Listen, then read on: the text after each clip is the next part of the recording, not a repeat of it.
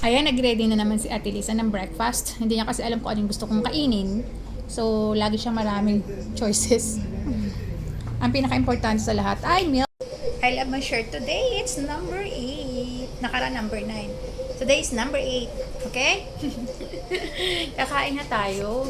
Actually, kaya ako nag-vlog ngayon kasi baka bukas makauwi na ako, no? Nagpa-discharge na ako. Kasi kailangan ko umuwi dahil ang hospital ay hindi siya friendly, no? Hindi ako pwede magstay dito ng straight 2 months. Tapos saka papatanggal external fixator. Bumalik na lang daw ako after 2 months. So, inayos ko na yung bills ko kahapon. So, bago ako umuwi, ito yung pandesal ng Lorma. Na last year, na-confine kami dito ng 100 days. Ito talaga breakfast namin everyday. Sabi ko kay Teresa, i-vlog natin yung pandesal ng Lorma. Actually, hindi to pandesal talaga ng Lorma. Outside Lorma, sa tapat ng Lorma. Okay?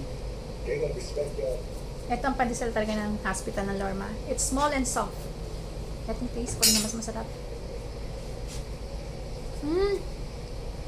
Totoong pandesal. Ito lasa ng pandesal na binibenta ng kuya nung maliit pa kami. Ito. Ay, kala. Ang pandesal pala talaga ng Lorma. Hindi ko pinapansin. Ang kalasa ng pandesal na binibenta ng kuya nung maliliit pa kami. See, hindi ko pinansin. Pang 20 days ko today. Ang pinapansin ko lang, yung pandesal talaga galing sa labas. Ito. Ang pandesal kasi ng Lorma, very soft. Malambot siya. May konting saltiness. Sa konting tamis. Katulad talaga ng saka aroma niya, katulad talaga ng pandesal na binibenta ng kuya na maliit kami. Ito naman, nag-innovate na kasi mga pandesal, di ba? Bigger, crunchier. Gusto ko yung pagiging toasted niya. Ka-milky. Yung pandesal kasi na binibenta ng kuya noon na kasing lasa, galing sa hospital na Lorma. Hindi milky. I got my t-shirt.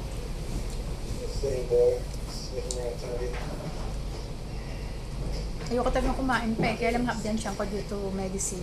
Then boiled egg.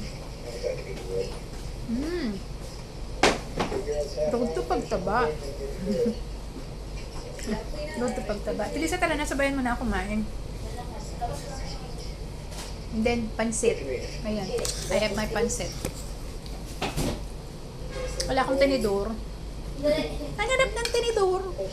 Ang gusto ko sa pansit ay yung maraming kalamansi. As in, thank you, Tilisa. Kaya na tayo, Tilisa.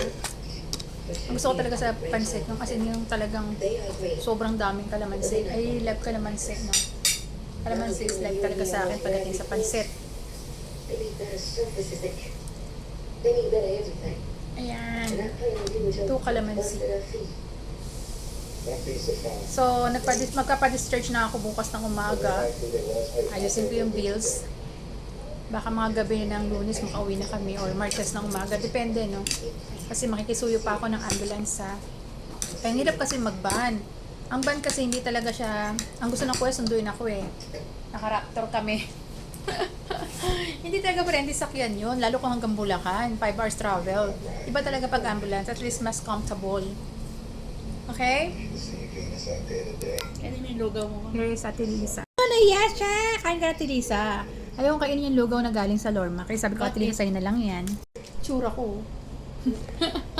Tinanggal ko na yung hospital gown. Ay, tama. Hospital. Damit ng hospital. Hospital gown. Kaya sabi ko, uwi naman na ako bukas. So, I'll wear a t-shirt na. Tapos 2 months ako sa bahay. Actually, not 2 months. Baka mga 1 month and 2 weeks lang. Tapos babalik na ako dito sa La Union ulit.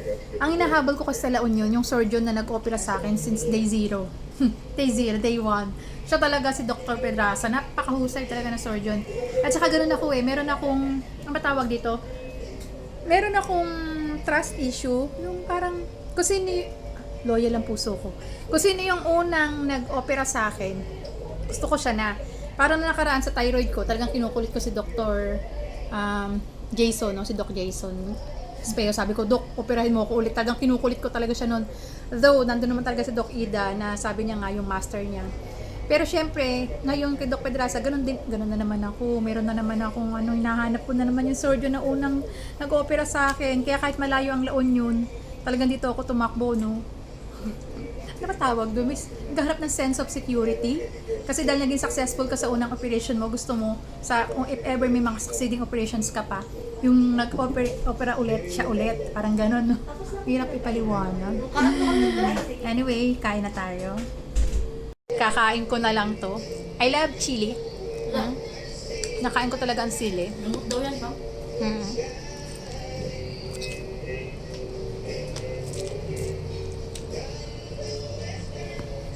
Ako na lang itong lugaw. And egg. Nagkaroon dati. Madikit lang ang bibig ko sa sili. Umiiyak ako. Nagkaroon ako ng cancer. Inaaral ko yung components ng sili. Ang maanghang pala niya, nasa brain lang, hindi talaga siya maanghang. Siya natitaste ng dila. Kaya mula na, kumakain na ako sila. Lumot daw yan? Yun ang dahilan.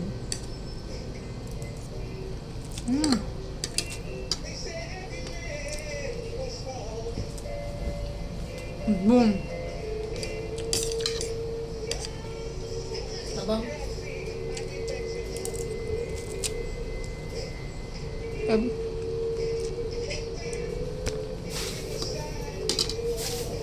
Kain tayo.